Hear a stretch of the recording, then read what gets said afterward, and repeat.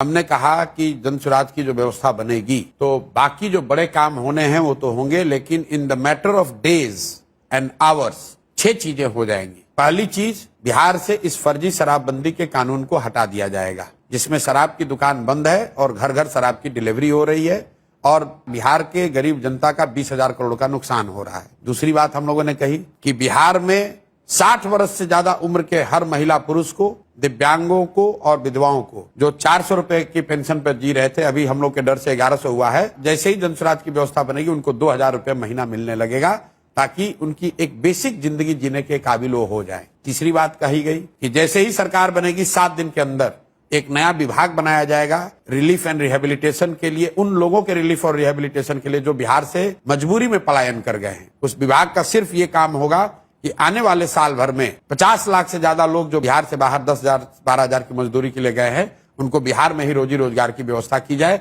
उनको बाहर न जाना पड़े।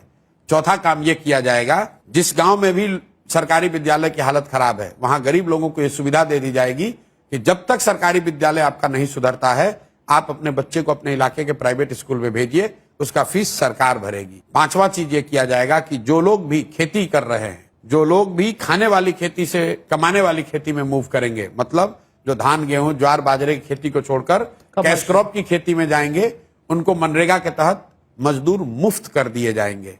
और छठवीं और अंतिम बात, जितने भी लोग यहाँ पर रोजी रोजगार करना चाहते हैं, जो महिलाएं हैं, युवा हैं, उसको हम लोग भीख नहीं देना चाहते हैं। उसको ये कहते हैं कि आप कर्ज लीजिए, कर्ज पर आपको 10% 12% ब्याज नहीं लगेगा, 4% ब्याज लगेगा।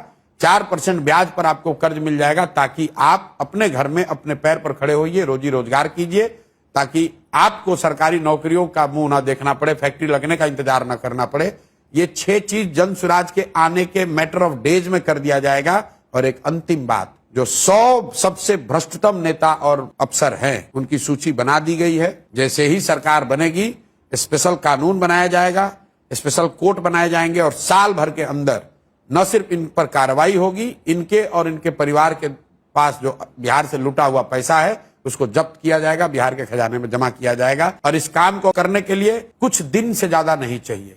इसलिए मैंने कहा है, जन स्वराज की जब घोषणा पत्र आएगा उसमें लिखा होगा मैक्सिमम 100 दिन के अंदर ये 7 काम नहीं हम लोगों ने कंप्लीट किया तो 100 दिन के बाद इस सरकार को इस्तीफा दे देना होगा। आप जो ये घोषणा पत्र का पहला घोषणा होगा। मैं आपके चैनल पे पहली बार कह रहा हूं, किसी को बहुत बड़ी बात है कि हम लोग 5 साल हम लोग रिप्ले करेंगे। बिल्कुल 100 दिन के अंदर अगर ये 7 काम आपको नहीं दिखेगा तो आप 5 साल मत इंतजार कीजिए, 2 साल इंतजार मत कीजिए, 100 दिन के अंदर इस सरकार को इस्तीफा दिलवा दीजिए।